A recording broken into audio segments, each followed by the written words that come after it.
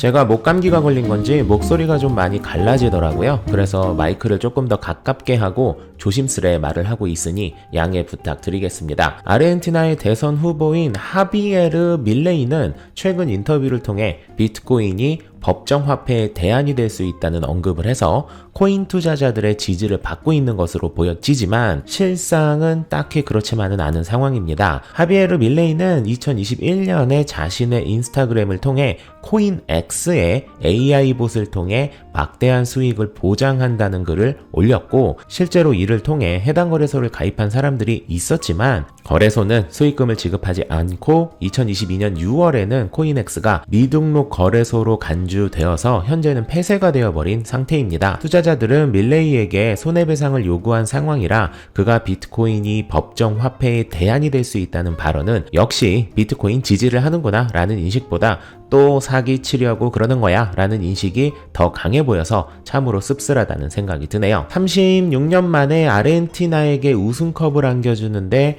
1등 공신인 리오넬 메시는 최근에 대통령 후보 설문조사에서 다른 정치인을 모두 압살하면서 36.7%의 지지를 받아서 1위를 차지했는데, 처음에는 참 재미있는 조사라는 생각이 들기도 하면서 아르헨티나 국민들이 정부를 얼마나 불신하면 이런 데이터가 나오는 건지 씁쓸하다는 생각도 들더라고요. 오늘도 코인 증시는 뭔가 딱히 좋아 보이지는 않은 상황입니다. 오늘 새벽에는 뉴욕 법무부가 지금은 파산을 한 암호화폐 대출 회사인 셀시우스 전 CEO인 알렉스 마신스키를 상대로 소송을 제기했는데요. 법무부는 알렉스가 기업의 재정 상태가 건전하다고 투자자들에게 거짓 주장을 해서 수십억 달러의 암호화폐를 예치하도록 유도한 것을 이유로 소송을 제기했습니다. 셀시우스는 파산을 하기 전에 당시 CEO였던 알렉스의 독단적인 선택으로 투자 손실을 발생시켜서 파산을 한 것으로 보고 있는데요. 2022년 1월에 미 연방준비제도인 FED에서 금리 인상 계획을 밝히자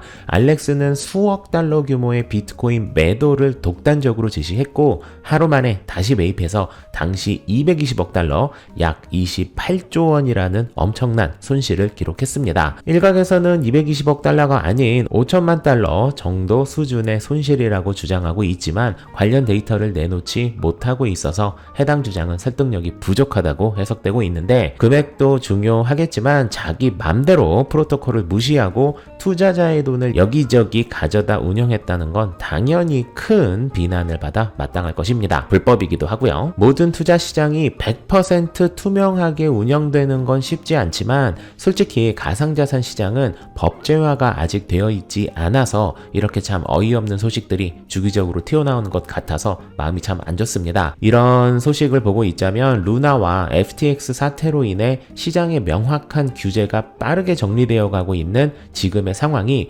암호화폐 시장이 제대로 된 메이저로 자리 잡기 위해 한 번은 반드시 거쳐야 하는 과정이 아닐까라는 생각이 들기도 하네요.